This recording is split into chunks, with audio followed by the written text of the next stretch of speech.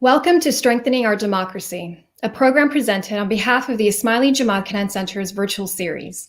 My name is Benouche, and I serve in a voluntary capacity as the Member for Communications and Outreach on the Ismaili Council for the Southeastern United States. The Ismaili Jamatkhana's around the world are more than places of worship and spiritual search. These spaces hope to encourage community engagement and broaden our intellectual horizons. The International Day of Democracy is an opportunity to recall that democracy is about the people. It is built on genuine ethics and values, including equality and civic participation and inclusion. As American citizens, we have trust in our elected officials as they make critical decisions about the issues that affect our lives. Today, the world faces a number of challenges: a public health crisis, growing inequities, and transformational changes from technology to globalization. True democracy is built upon constant dialogue between the people and the political class. In our upcoming series of programs titled Strengthening Our Democracy, we are delighted to bring to you some conversations with the political class on this important topic. At this time, I'd like to introduce to you the moderator for this program. This conversation will be moderated by Kareem Ajani. Kareem will engage in dialogue with our senior United States Senator from Georgia and Republican candidate for the United States Senate for Georgia, Senator David Perdue. Welcome, Kareem. Thank you so much, Dr. Benouche, for such great kind words of wisdom. I have the privilege of introducing our audience, U.S. Senator David Perdue. Senator Perdue is the senior United States Senator from Georgia.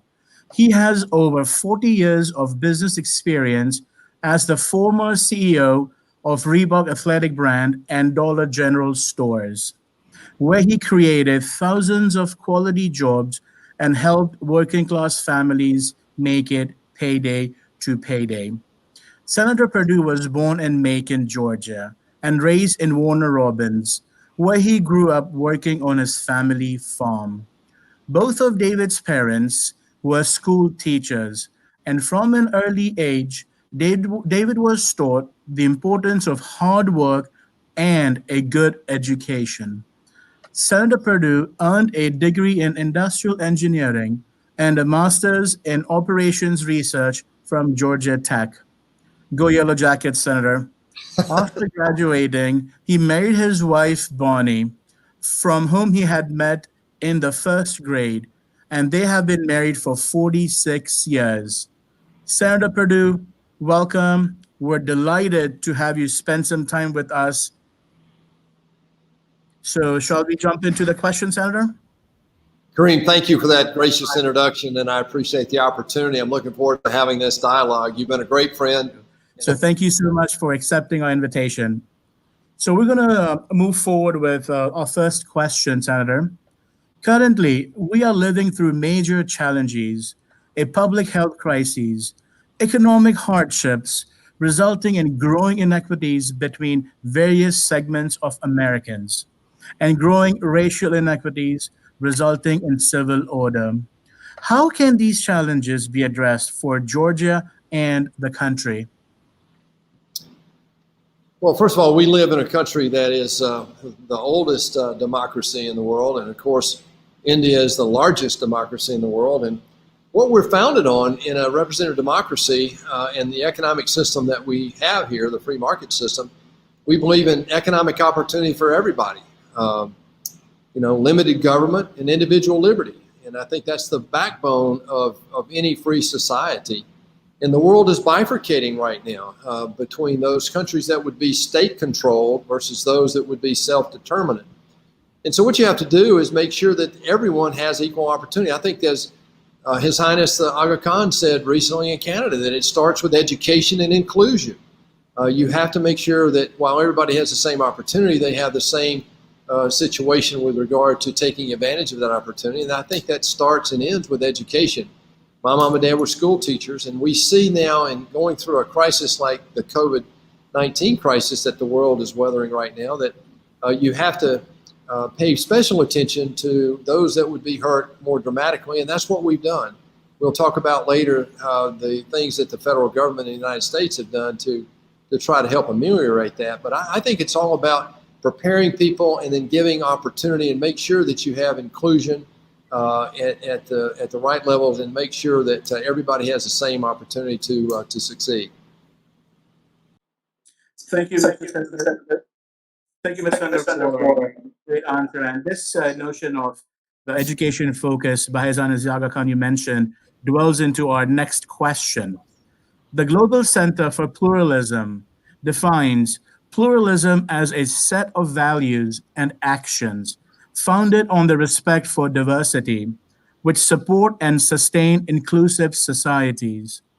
In a pluralistic society, choices are made to ensure the full participation of all people in political, economic, and socio-cultural lives.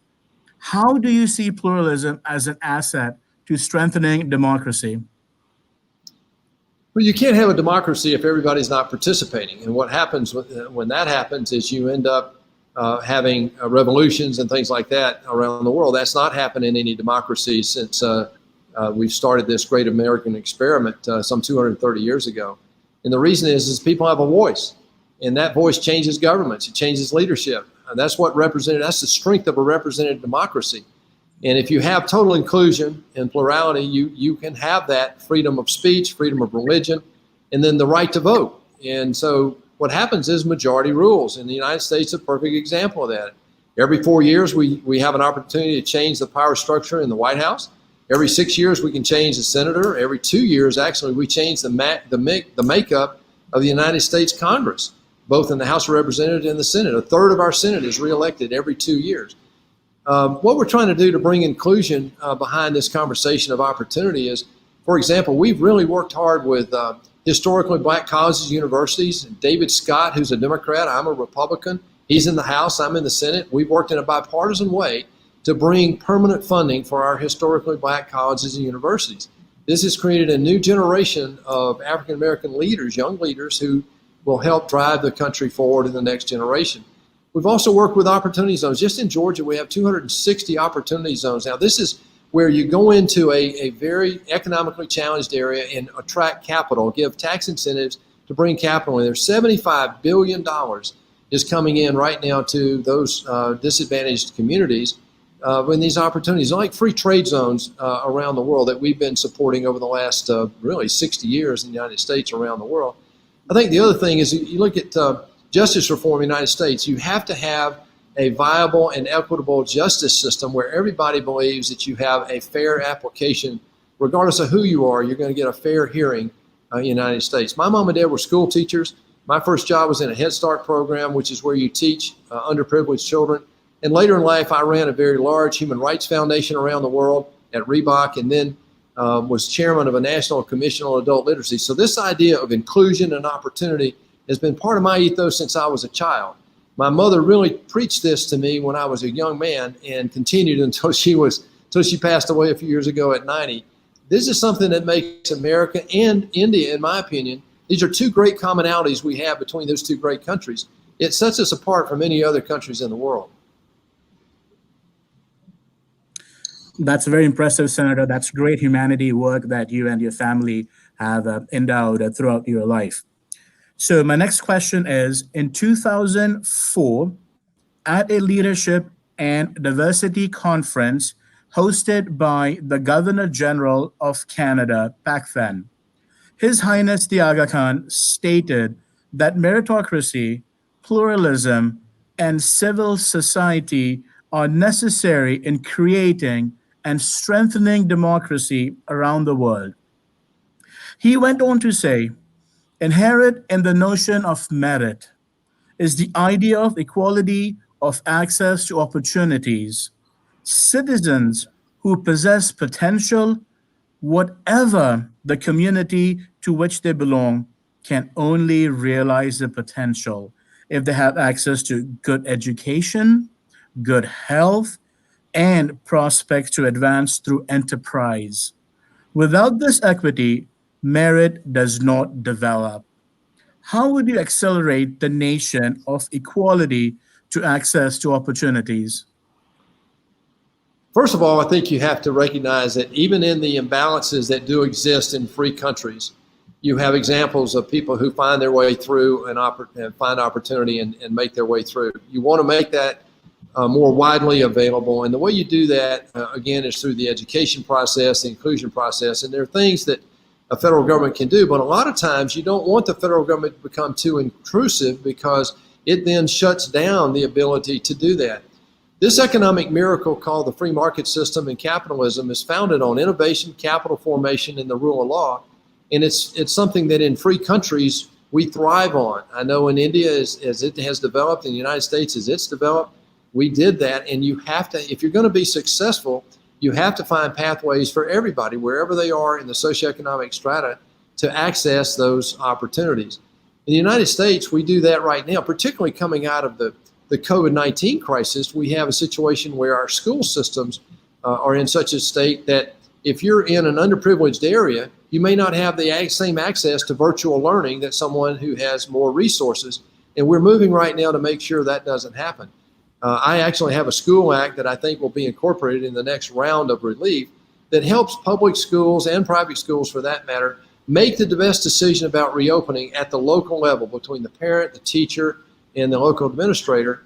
We provide help for them in a grant. We give them access to health care, more PPE, more testing. We give them access to best practices and a database to let parents know and teachers know what's going on in that school. We're trying through the school system to make sure everybody has the same opportunity for that education, even in the midst of this COVID-19 crisis. Long term, I think corporations play a major role in this, even more so than government, frankly, to make sure that everybody has access to those same opportunities. Now, you can't force an egalitarian society. You're going to have some people who are willing to take more risk than others, who fight harder for education, who fight harder for their own success and moving forward. That's the opportunity we have. The word is opportunity, not guarantee. We are very blessed in the United States to have a very strong social safety net. But when a strong social safety net begins to disincentivize people to work in the economy, that's when you have an imbalance, and we need to pay attention to that.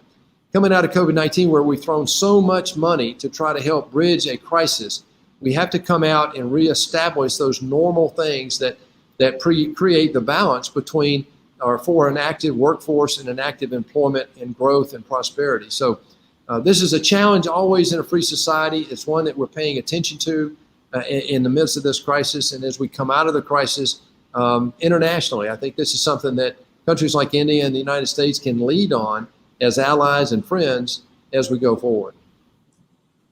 Thank you, Mr. Senator, for a very detailed response. They were absolutely very impressive and very well explained. So this leads to the next question, which you already have shared most of the great work your wife has been engaging into, which is the Education Act, which there was a great article I read in the Gwinnett Post. So I'm going to ask you the next question relating to exactly what you had shared in more details. How would you strengthen our educational and healthcare systems to improve the quality of life of our children and future generations? I hope you have a few hours, because we could talk a long time about this one. This one is the great opportunity of our lifetime, and it has been in every generation. We talk about, income inequity and inequity of opportunities, but let me remind your viewers that over the last 60 years, really, global poverty, serious global poverty, has been reduced dramatically. Globalization has been a part of that. The United States played a major role in that by opening up our consumer base and so forth. We're now seeing the world trying to find a rebalance in that, particularly as we see China stretching its wings across the world. Here at home, what we've done in the crisis is paid attention to the smallest businesses, which, it's interesting in the United States, Kareem, about half of our workforce works for companies that have fewer than 500 employees. And they were hurt the worst when our government shut down our economy to deal with the COVID-19 crisis. So in response, in a bipartisan way, Congress passed the CARES Act that provided for a paycheck protection program. It was about $660 billion that we appropriated to help these small businesses survive. And I'm interested to tell you that, about the average loan size of all of those, about 5.1 million companies, The average loan size was about $103,000. The average employment is only 10. These are the smallest companies in our society. This is where innovators live. This is where first-time job seekers live. And a lot of new jobs are created in this sector of smaller business. We know that. We support it by making sure that capital formation and the rule of law applies to them just like it does a major corporation. And so when we focus on bringing equity and balance and equal opportunity, you have to focus on a level playing field for these small companies that don't have the resources of, say, the Fortune 50 companies. And yet this is where most of the jobs live. I mean, most of the job growth for sure comes out of these small companies. The other thing I think you have to think about is what role corporations play, even small corporations play in developing workforces and creating education, employment and occupational education for a workforce as diverse as ours is in the United States and certainly as diverse as yours is in India. And I think the way you do that is have more on-job training, but also career development going through the career of an individual. It's estimated now that somebody graduating from college will have more than 10 jobs in their career, 10 employers during their career. That's a new development. Workforces are more mobile. They're virtual now. And we see coming out of COVID-19, the teleworking dimension is going to create more and more opportunities for self-learning and career development that will help keep our workforces competitive and individuals competitive as well. The other thing it'll do, as globalization continues to accelerate, it will help people who are in industries that become out of date and uncompetitive re-educate more quickly. And that's something that we've learned in the United States as we came out of an industrial society, agrarian society, industrial society, now an information society. It's becoming, the demand is for re-education is becoming more intense, and with the need to do it quicker is even more important today. So those are the things that I think that will help keep us driving forward. Now, healthcare is another thing. Healthcare has got to be available to everyone. It is in the United States today. Our cost is higher than it should be, and this is something that we continue to work on. We know that the COVID-19 crisis exposed some vulnerabilities we have in terms of supply chains and that sort of thing, and we're working on those today. Great question, Kareem. Like I said, we could talk about education and healthcare for the next few hours. Senator, I wish we had 2 hours, and we definitely would love to hear you more on these topics as we see with COVID and vaccines availability and things like that. But definitely, hopefully on the next round, we will allocate a lot more time so we can learn from you and understand the great work that you're doing on healthcare. So you have touched on the CARES Act, the PPEs, and other various stimuluses the government has initiated. So this goes back to the next question. We've touched on education, we've touched on healthcare. So now we're going to be shifting gears to the economy and focus how are we going to rebuild and how can we rebuild back to pre-COVID times. Small businesses, and by that I mean businesses, have fewer than 50 employees, are struggling as a result of the pandemic. What role or responsibility does the government have to support small businesses during these challenging times? Well, I think that's part of my answer on the prior question. Without being redundant, I'll go to the emphasis that we really do have in America. And I see this in India too. I mean, one thing we share a lot in common, but one of the things I think we really do learn from the Indian community here in America is entrepreneurialism. I mean, this is where a lot of innovators live and so forth. Small companies got 99.8% of the Paycheck Protection Program aid that we just allocated, some $660 billion. We still have 130 billion or so that's waiting to go. These are the companies that we need to protect as they come out of this crisis. I met with some in Georgia over the last few weeks that are using that paycheck protection assistance to continue to have that relationship with their employees. The federal government, I mean, not the federal government, but the economy of the United States in the last 2 months has created about 7.5 million new jobs. Today we have 5.5 million job openings waiting for people to come back to work. We'll outlive the premium on unemployment, and that will allow more people then to find their way back into their prior job, we hope. because that's really what this is about, is getting people back to work. And it has been an inhibitor so far. You also have to worry about liability protection for small businesses, because they don't have the resources to stand up to class action suits and so forth that are being brought right now. We have over 3,000 class action suits related to COVID-19. Many of these are frivolous and without merit, and are looking for a settlement. And so we have to be very careful to get some sort of protection. And I believe it needs to be at the federal level to codify what some of the states like Georgia is doing right now to protect in that area. But I think as we come out of this thing, particularly the COVID-19 crisis, we're going to see that these small companies are going to be healthier than they would have been without that aid. And I think we'll find that the innovators will find their way to the top again. You know, when you get in a crisis, you find out who the strong competitors are, Kareem. The strong competitors really show up when you get in a crisis situation. I've been in a couple of tough corporate turnarounds in my career, and I can tell you from personal experience, that's when you find out who the serious players are.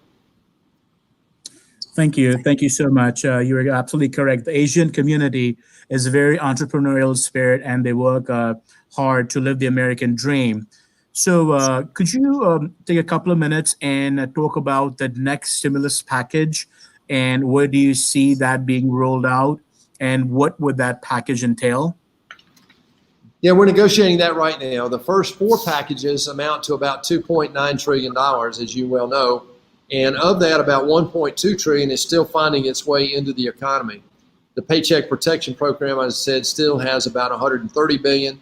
The Main Street program, which was directed at companies above 500 employees but below 15,000 employees, is also still to go out. Most of that $454 billion is yet to hit the economy. Now we're looking at plussing up the Paycheck Protection Program a little bit.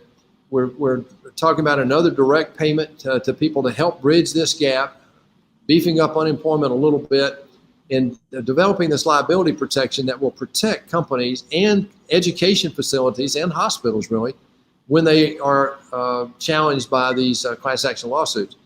And so what we're looking at right now is a debate and a negotiation that brings in the politics of this. The CARES Act was a bipartisan effort to bring relief to help companies, particularly small companies, bridge this crisis. Now we're talking about continuing some sort of relief. The Democrats really want to bail out some large states with about $1 trillion, and they want about a $3.5 trillion package. The Republicans in the Senate are talking about maybe $1 trillion package, and that compares to the 2.9 that's already been done. So there's a long way to go before we get consensus here. The Democrats want to have the bailout for the large states. They also want to continue the $600 premium on unemployment, which is an inhibitor for people getting back to work. And the jobs, many of those jobs are there waiting for them to come back. So the Republicans want liability protection for hospitals and schools as we try to reopen schools. As I said, I've got a school act that would primarily help people, the school systems who are trying to reopen, and even those that are trying to do it virtually. I still believe the best decision is made at the local level. And as we look at this next round of relief, you'll see more help coming to schools, more help coming to hospitals and small business. So I hope that we'll be able to put partisan politics aside here, Kareem, as you and I have talked frequently, to get to a common sense compromise that will help an illiquid situation or lack of liquidity. We'll be able to avoid more insolvencies. That's what this has been about. We're all about trying to focus on people, keep their jobs, keep them healthy, and provide a safe way forward. I'm convinced, Kareem, as we look at where we are in this crisis and talking about the next round of relief, that there is a way forward. President Trump has outlined it. We are working toward it right now to reopen the economy, to keep people safe. We know that we have to have common sense solutions, as we always do in an environment like this. And so I'm highly confident that we're going to find our way through here. We have our essential workers and our military have been operating as normal through this process. They've used the protocols to keep themselves safe. We also know how serious the elderly and people with comorbidities, illnesses, are to this disease. Some 6% of our cases are above 75 years of age, but something like 60% of all of our deaths are above 75 years of age. So as we come out of this crisis, the next round of relief, we need to give our hospitals, our schools, and our small businesses just a little more help as we come through these final few months of this disease. That's wonderful. You talked about partisan politics. So this question leads directly into that. It appears we as a country are increasingly polarized, with both parties entrenched in their own ideological positions, or so it seems. In light of this, how would you reach across the aisle to come to a common ground and agree on critical issues that affect Americans and people in all walks of life? Well, as a business guy, I made my career in trying to find common sense solutions, and you have to compromise. As a CEO, you have conflicting stakeholders. You have employees, customers, bondholders, stockholders, analysts, board members, and so you have to find a way to compromise to meet the needs of all the constituents and all these stakeholders. Government and politics are no different. It's just that the politics get involved. The School Act that I'm talking about right now is one of those. So we have a bipartisan approach to that. There's another one called the Healthcare Workforce Resiliency Act that I've co-sponsored with Dick Durbin, a Democrat. We have 37 Democrats and Republicans who have co-sponsored, 19 Democrats, 18 Republicans. This would allow us to use 25,000 in nursing visas that have gone unused over the last few years, and 15,000 visas for doctors to help in this crisis. And that is a bipartisan effort.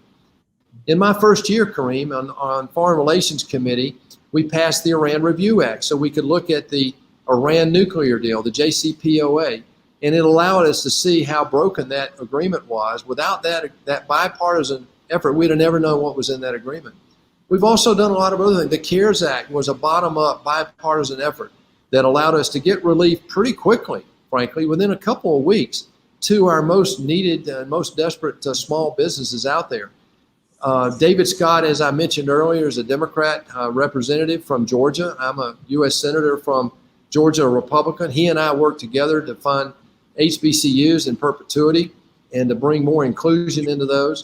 And we've worked very hard on the healthcare system together. So there are a lot of examples of where we work together in a bipartisan way. I will tell you this. When you get in a crisis situation, all of a sudden partisanship gets in the way, and a lot of people who want to get results see that and begin to come together on both sides. We have good people in the Democratic Party and good people in the Republican Party. The difficult part right now is we're in a political season, a political year, where we're going to determine the next presidential leader here in November, some 80 days from now. And I'm concerned that pressure is coming to bear on these negotiations to get this next step covered. But representative democracy makes one assumption. It assumes two assumptions. It assumes everybody participates in the electoral process. And two, it assumes that people in power in elected office will find ways to find common sense compromises to move the country forward. We're in a very precarious situation in the United States, primarily, I think, because of the media and because of the rise of career politician. I'm an outsider of this process. I spent 40 years in business. I've been in the Senate now for 5 years or so, and I can see it very vividly. I'm an outsider in the belly of the beast that's trying to help change the direction of the country. And to do that, you have to have bipartisan agreement and compromise. So as an ex-business guy, that's part of my DNA. I ran saying that compromise is not a dirty word. I won't give up my principles, but there are things that we have to, there's no optimal solution. The CARES Act itself had things in there that I really did not like. But I voted for it because we knew we had to give relief to the majority of people that needed it out there. And that was a good example of a compromise bill that really is making a difference. Senator, we truly believe and appreciate your leadership in the Senate. And thank you for doing wonderful work for our country and for the great state of Georgia. So this leads us to the very last question. Before we conclude this interview, I would like to give you an opportunity to share some closing thoughts with the audience, and including what to expect from you in the next election cycle and your next term. Well, we have an election cycle right now. I have to get through that and be reelected. And we don't take anything for granted, Kareem. You know, this is a representative democracy, and people make their decision. I trust the people of Georgia will make the best decision for Georgia. We're going to expose the contrast, though, between what a radical left position is doing inside the Democratic Party right now that would change the face of America, and compared that to what we've done under President Trump's leadership in the last 3.5 years by growing the economy and getting the results. We saw under the last Democratic administration, they did a couple of things. They cut military spending by 25% and made the world much more dangerous than any time in my lifetime. They also shut the economy down by overregulating, overtaxing, and so forth. We had the lowest economic output in U.S. history for 8 years. And Trump gets elected, we come in and we have 3.5 years of the best economic turnaround in U.S. history, and allowed 2.5 million people to pull themselves out of poverty, created the lowest unemployment in 50 years, the lowest African-American, Asian, Hispanic unemployment, and Indian unemployment ever measured, the highest middle-class income for those groups ever measured. As we go forward, we've got to work on a couple things coming out of COVID-19. If I get reelected, we're going to focus on public safety. We're going to focus on this debt crisis that we've got. That's what pulled me in here in the first place. I'm convinced now that we have a growing awareness in Washington. We've been working on it for 5 years. We've worked on our budget process. We actually, by growing the economy, had lowered the debt curve by $2 trillion, Kareem, as you and I have talked about. But we got so much more work to do on the mandatory side of the equation. Our social safety nets are at risk, even though we have a healthy economy because of the fiscal intransigence here over the last 50 years. We have $26 trillion of debt. We've got to get that under control. And the way to do that is to focus on mandatory spending. Discretionary spending is lower today as a percentage of our economy than it was in 2011. The mandatory side is the one that's exploding. Social Security and Medicare trust funds go to zero in a very short period of time. They're bankrupt, basically.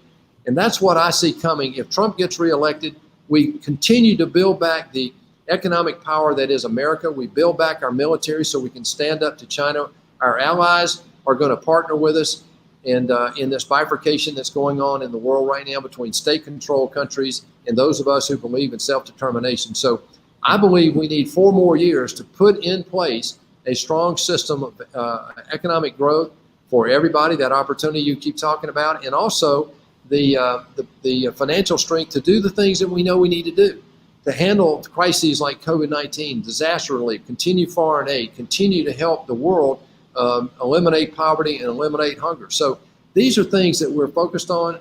If we get another 4 years, I think we can put into concrete some of these practices and prove to the American people and the world, really, that less government, less regulation really does work and really creates more inclusion and more opportunity for everybody.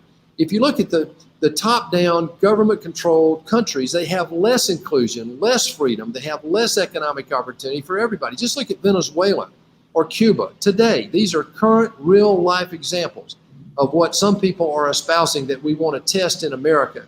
And I just don't think that's appropriate. I've lived around the world, lived in Asia, worked in India a good bit, and I just know that this bottom-up driven economy, which we have in the United States, called a free market system, is the best one in the history of the world. It's produced this economic miracle that we've enjoyed in the last 60 years that has helped us reduce global poverty by a dramatic amount, more than 60%, just in my lifetime. So I'm excited about that opportunity. We're going to work hard in this political season to make sure the people of Georgia see that contrast and can, they'll make the judgment themselves. And I trust the American people will make a good decision for America and the world going forward.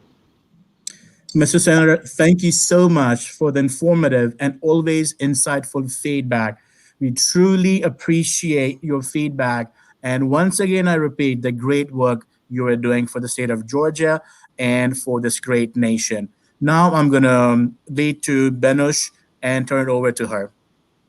Thank you, Senator Perdue, for sharing your time today and your perspectives on this important topic. We very much appreciate your time.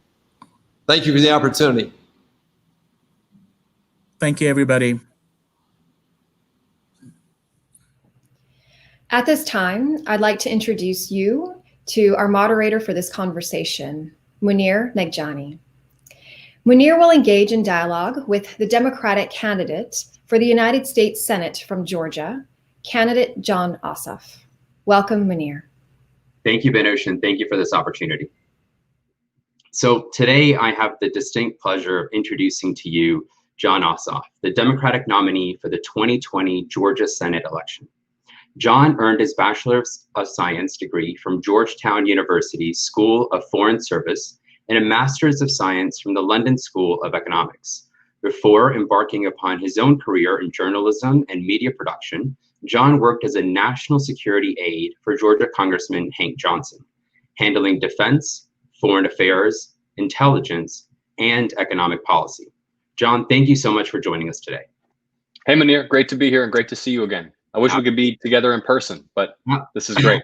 Absolutely, absolutely. And so let's start off talking about the 6-foot elephant in the room, if you will. The reason we're on a Zoom call and not in person. We're living through a major challenge that none of us have really faced in our lifetime. A public health crisis that has created vast economic hardships, resulting in growing economic inequities between various segments of Americans, and more growth in racial inequities, resulting in civil unrest. How do you think these challenges can be addressed for Georgia and the country at large? Yeah, well, thank you again, Munir, for moderating, and thank you to the Ismaili Council for facilitating this. It's an honor to be here. And we are indeed in the midst of a grave crisis, and it's a dual emergency, a public health and an economic crisis in one. The presence of a deadly contagion is the fault of no politician, but the quality of the government's response is the responsibility of our political leaders. And there's no way to judge the United States government's response to this COVID-19 pandemic except to acknowledge openly that it's been catastrophic, that it's been incompetent, and that it remains deeply flawed, and that the pain and suffering of the people of this country, those who have lost their lives and lost loved ones, those who have suffered from this disease, and those who have seen such economic hardship, all of that pain has been compounded and made worse by our government's incompetent response. And the federal government has made a number and continues to make a number of dire mistakes. The first is to politicize the response instead of delegating it as it should be to medical and public health experts. In a public health emergency, we need to trust public health experts. Here in Georgia, we host the Centers for Disease Control and Prevention, the CDC. We have among the most qualified, brilliant, best trained epidemiologists and public health authorities in the world. But since January, as the alarm globally grew and grew about the possible impact of this virus, and as global health and public health authorities, including those at the CDC, began to sound the alarm and began to urge our government and our political leadership and the White House to take aggressive early action to prevent the worst outcomes, what we saw instead from President Trump and from my opponent, Senator David Perdue, was denialism, was consistently misleading statements, minimizing and downplaying the extent of the threat, a public health response that was politicized and interfered with by political leaders who should have been empowering those medical experts to intervene with strength, intervene decisively based upon the best available evidence early in this crisis. There are other advanced large countries around the world that are counting daily deaths on one hand right now. We are still counting more than 1,000 Americans who have died per day. And it's a catastrophe of almost unfathomable proportion. We're going to have to dig out from this mess. Tragically, I don't see any indications that this president and this administration have it within them to respond properly. But what needs to be happening right now is a strong public health response that empowers and properly resources medical and public health authorities, and a continued surge of help, not so much for the largest and most powerful trade groups and corporate groups in the country, but for working families and small businesses who are bearing the brunt of the pain. You know, this reminds me, Munir, in a lot of ways of what happened in 2007 and 2008. During that recession and that financial crisis, while the pain and the suffering were concentrated at the bottom, the fastest and largest help went straight to the top. And the hard fact of the matter is that Wall Street investment banks, major corporate borrowers have gotten trillions of dollars in cash and loan support since this crisis began. My opponent, Senator Perdue, opposed even a single $1,200 relief check for working Americans, and he's been working to slash unemployment benefits. And that reflects his priorities and that he caters to his donors instead of to the public. So I think one thing that you're really getting at here is looking at the diversity of the American population. And kind of taking that a little further, the Global Center for Pluralism defines pluralism as a set of values and actions founded on respect for diversity, which support and sustain inclusive societies. In a pluralistic society, choices are made to ensure the full participation of all people in political, economic, and social cultural life. So how do you see pluralism as an asset to strengthening our democracy? Well, I think it's the very best of what America is meant to be. And pluralism is at the heart of the idea of America that we all seek to build and perfect. It's the reason that my mother came here at 23 years old as an immigrant, was because she believed that this country was one that welcomed folks from all over the world, those who were striving, those who were fleeing persecution, those who were seeking opportunity, and that this is the kind of country where our diversity is a core part of our identity. And I look at this in two ways that are linked intimately. I learned about public leadership and politics from Congressman John Lewis. He was my mentor for 17 years. My first ever exposure to public service was when I worked briefly in his office. Just as a teenager, as a kid, I had read his memoir, so inspired by his story, wrote him a letter. He took me under his wing and guided me and continued to guide me until we tragically lost him this year. And Congressman Lewis was focused on building what he and others always called the beloved community. And the beloved community is one where we recognize the folly of racism, of poverty, of violence, where we embrace our universal humanity, that ultimately we are one, while at the same time celebrating our beautiful diversity. And, in order for Georgia and for America and for the human species to achieve our potential in coming decades, we got to get beyond and we have to overcome the tendency of political leaders like those we have in power in the United States right now to rule by division, to pit people against one another on the basis of identity. We've got to embrace that we are all brothers and sisters and that we all want the same things out of life, no matter our faith, no matter our background. It's no mystery, Munir, what human flourishing looks like. It means health. It means opportunity to determine the circumstances of one's own life, pursue your dreams, build wealth for your family, access education. It's not mysterious stuff. And it's not mysterious what policies facilitate human flourishing. But when we have a political system that is corrupt, a campaign finance system that is corrupt, that induces political leaders to serve narrow private interests instead of the public interest, and when we have political leaders who seek to gain power by dividing us, we can lose sight of our opportunity to be united as human beings from diverse communities with diverse traditions and backgrounds, all striving so that we can all flourish, so that we can all enjoy freedom, so that we can all enjoy good health. Yeah, I appreciate, really you talking about the immigration of your mom and the question of accessibility, right? And so many immigrants come here for the very opportunity that you spoke about. In 2004, at a leadership and diversity conference hosted by the then Governor General of Canada, His Highness the Aga Khan stated that meritocracy, pluralism, and civil society are necessary in creating and strengthening democracy around the world. He went on to say, inherent in the notion of merit is the idea of equality of access to opportunities. Citizens who possess potential, whatever the community to which they belong, can only realize their potential if they have this access to good education, good health, and prospects to advance through enterprise. Without this equity, merit does not really develop. So how would you accelerate this notion of equality of access to gain opportunities? Well, I think His Highness put it well.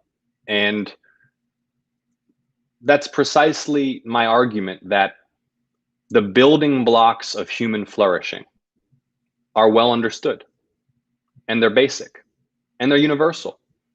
Education, health, access to opportunity. And I think we need to embrace that true human freedom is not just the absence of oppression. It's also the freedom to determine the circumstances of one's own life so that they align as best as they can with one's dreams and ambitions. And so the kind of society that we need to build here in Georgia and across the country and around the world is one where everyone has equal opportunity to achieve their dreams, where those basic building blocks of human flourishing, health, education, and opportunity are universal, and where we don't see these shocking disparities that we have here in Georgia and across the country that typically and often are particularly acute along racial lines and along class lines.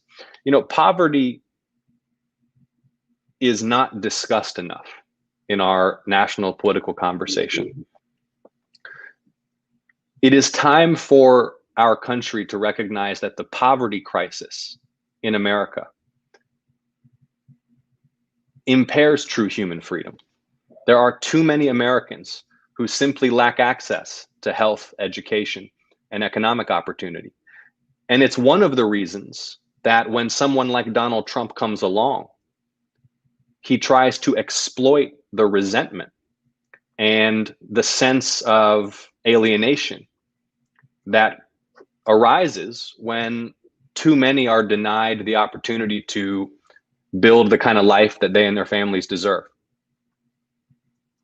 Yeah, I think you nailed it so well with, you know, a lot of what you're getting at, and His Highness talks about this a lot, is that freedom to choose your life is what gives human beings dignity, right? And that's so important, that each individual feels that dignity of having this access.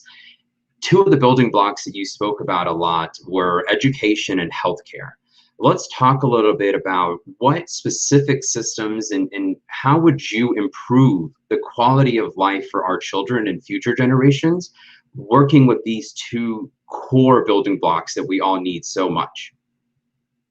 Sure. And one of the things that I hope gives people a sense of confidence and hope is that solving these problems, as I said earlier, is not mysterious. It's not like solutions to America's healthcare crisis or the steps we need to take to ensure equal opportunity to education are shrouded in mystery. We know what they are. We just need political leaders who have the will and the clarity of vision to pursue them instead of just serving their donors or lobbyists and doing whatever is standard operating procedure in Washington. Here's my view on healthcare. In Georgia and across the country, we really have a dual crisis. We have a crisis of affordability and a crisis of access. Another way to think about that is a crisis of insurance and a crisis of healthcare delivery. So we've got to solve the insurance crisis. Here in Georgia, even before COVID-19, we had 1.5 million Georgians who lacked any health insurance at all, and many more who had health insurance, but are either getting ripped off by the insurance companies, and so having to choose between other necessities, housing, nutrition, education, and health, or who have insurance plans, but find, as so many of us do, that the system seems rigged against us. Dealing with insurance companies can be a nightmare. It feels like the system is optimized to deny claims. There's all kinds of surprise medical billing. I support putting a public option on the Affordable Care Act exchange, which is a not-for-profit public insurance option, optional for all, instantaneously available to the uninsured. For those who are already eligible for Medicaid, they'll pay no premiums. Others will pay premiums that are fair and fiscally sustainable and universally affordable. And I will always protect the right of Georgians and Americans to choose between public and private insurance. The insurance industry right now is exploiting a lack of competition and extraordinary access to Congress to jack up prices and write the rules in their own favor. A public option will introduce more competition. It will improve quality and lower price of health insurance in this country, and we can get to 100% universal coverage through a public option with Medicaid expansion. I hope that this pandemic has shattered any illusions anyone had that we don't need to get to 100% insurance coverage. Our health is bound up in one another's health. I mean, that is what contagious disease proves. Yeah, yeah. When your neighbor is sick, your family is liable to get sick too. So we need to look out for each other's health. We also, once we've solved the insurance problem, have to solve the access problem. Because even if everyone has great insurance, and we'll get there, if you're an hour from a primary care physician or a clinic, if you're 3 hours from a level 1 trauma center, if, as is the case in half of Georgia's counties, there's no access to obstetric and prenatal medicine, then we still haven't solved the crisis. So we need to invest in building clinics and hospitals to serve rural and underserved communities in Georgia. And we need to expand the US public health service so that we have more frontline healthcare workers who are delivering vital healthcare services and preventative healthcare services in communities across the state. The alternative is folks will not get healthcare until they're already acutely ill in the emergency room. And that's deeply damaging to human health. It's also incredibly inefficient economically. On education, I want to just highlight 2 priorities. We could talk about education reform for an hour, and I know you have some deep thoughts on it too, Munir, but I want to highlight 2 specific priorities. The first is this. We talk a lot about 4-year college degrees in the national political conversation, and rightly so. For so many, they are the bridge to a career of our choice and prosperity and enlightenment. And I'm committed to making sure that public colleges and universities are 100% debt-free for people in this country. You shouldn't have to take on a penny of debt to get a college education. But we don't talk enough about job training, vocational training, technical training. And for a lot of Georgians who maybe are working in relatively low-wage work in the service sector or in the gig economy, something like a commercial driving license or a welding certificate or HVAC certificate can be the bridge to the middle class, the opportunity to build wealth for your family and to get the kinds of benefits that guarantee you health care and help you save for retirement. So my commitment is that technical training and job training need to be free, period, for every American. The second educational priority I want to talk about is expanding access to early childhood and pre-kindergarten education. For 2 reasons. One, these are vital years in human development, and neglect of education in the early years of a child's life can have long-term negative impacts. The second is that so many families, and particularly mothers, just don't have access to the childcare necessary to be able to both work and to ensure that the family is cared for comfortably and affordably. So public investment in pre-kindergarten and early childhood education are also key priorities for me. Yeah, absolutely. I think both of those things are so important to help elevate Georgia and Georgians, but people nationwide. So let's shift a little bit to small businesses. And small businesses, I mean businesses with fewer than 50 employees. They are really struggling as a result of the pandemic right now. And we want to talk about how we can rebuild not only our economy, but really help our small businesses, which are such a core part of our economy, to rebuild as well. What role or responsibility do you think the government has to support small businesses during these challenging times? Well, first of all, we need to see an expansion and extension of the PPP program, which has provided vital support to small businesses during this time. We need to see an investigation of and a crackdown on the exploitation of that program by larger enterprises who manage to access billions of dollars in aid intended for small businesses. And in the longer term, we've got to level the playing field between large enterprises and small businesses. I talk a lot about the corruption of our political system, and that's partly because my job in the private sector, I run a small business that investigates corruption, organized crime, and war crimes internationally. Right.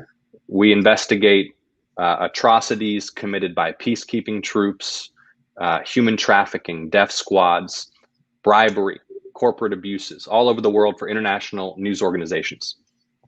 I'm passionate about fighting corruption. And so much of what's gone wrong in American politics is about our corrupt campaign finance system, through which ultra wealthy individuals and corporate interests and trade groups are able literally to spend limitless secret amounts of money on politics.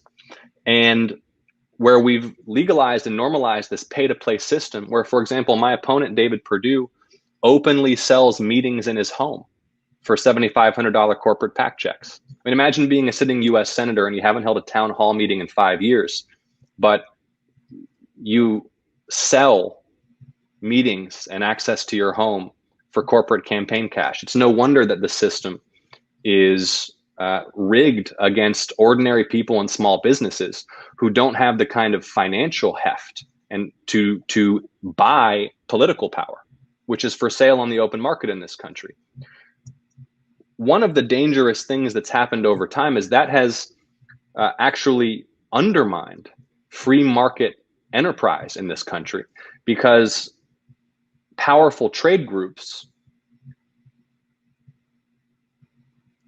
continue to increase their profitability, not by offering the best product on the marketplace at the most competitive price, but by buying political power, writing the rules in their favor, which often means barring the path to growth for smaller competitors.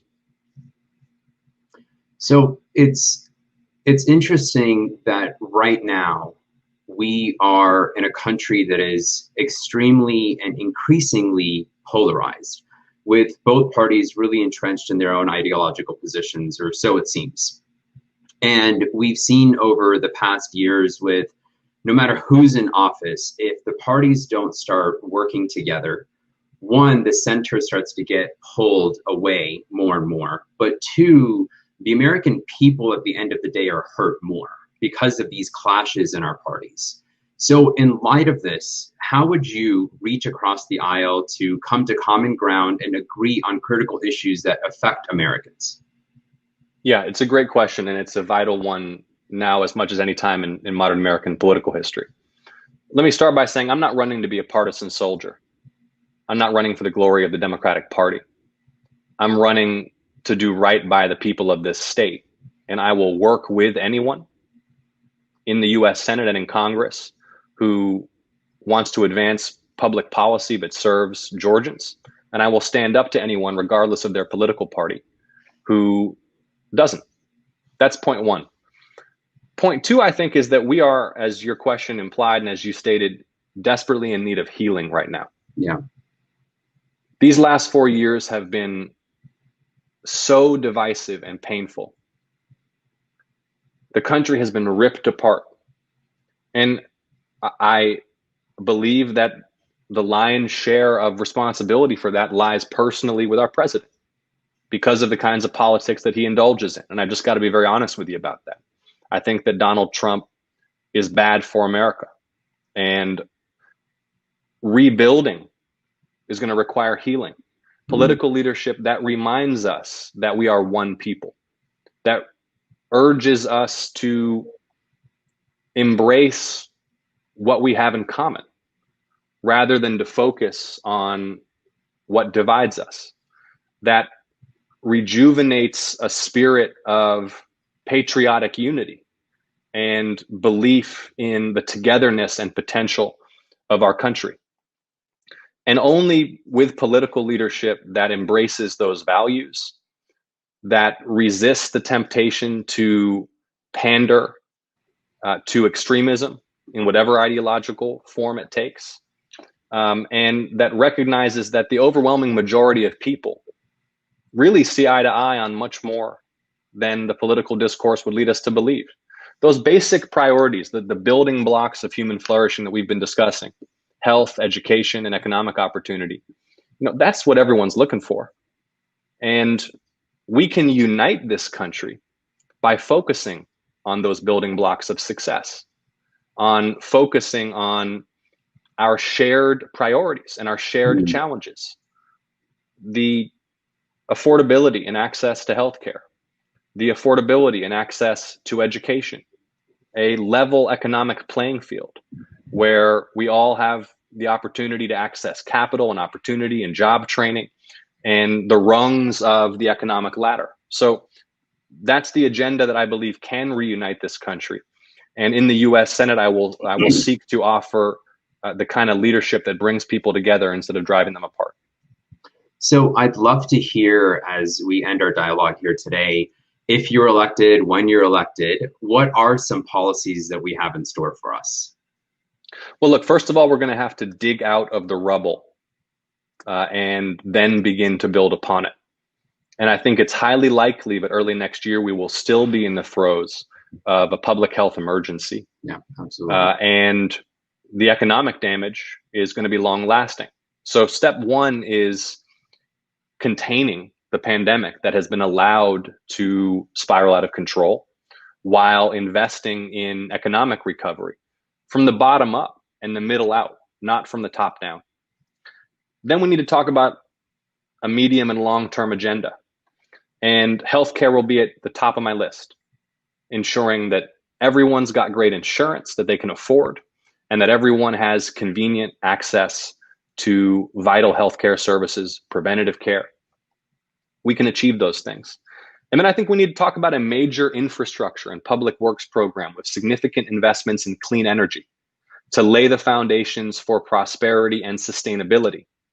We've got to invest in our economic growth, and we also have to invest in reforms that allow us to grow without destroying our own habitat. That is one of the core challenges for our country and for humanity over the next several decades. And a real test for people everywhere is, will we have the wisdom to trust scientific expertise? Look, we find ourselves in the midst of this pandemic that spouted out of control because politicians didn't recognize the limits of their own knowledge and wisdom and didn't empower and trust scientific experts. We're making the same mistake when it comes to our environment. Scientists have been sounding the alarm for decades. We've got to get our house in order and stop destroying our planet because we only get one. Absolutely. I think that's such an important point. And for so long, we've, kind of said this term of Mother Earth and we need to do it for Earth. But in reality, the Earth is going to be fine, right? It's us as human beings who may get cycled out of the system for it. So we really, really appreciate you taking your time to answer our questions. We appreciate you coming to our community and having this dialogue with us of things that are so important and encouraging more informed voters. Thank you so much, and best of luck on the rest of your campaign. It's always a pleasure to have the conversation with you, John. Thank you, Munir. Great to see you. I hope we can get together in person soon. Thanks to the Ismaili Council for the invitation, and to the eminent leaders I had the pleasure of meeting before we went on the air. And for those who are interested in getting involved, the campaign website is electjon.com, electjon.com. Much love and stay healthy, everyone. Thank you. Thank you. Thank you, John, for sharing your time and perspectives today. To the listeners, I hope you enjoyed these conversations. On behalf of the Ismaili Jamatkhana and Center, thank you for joining.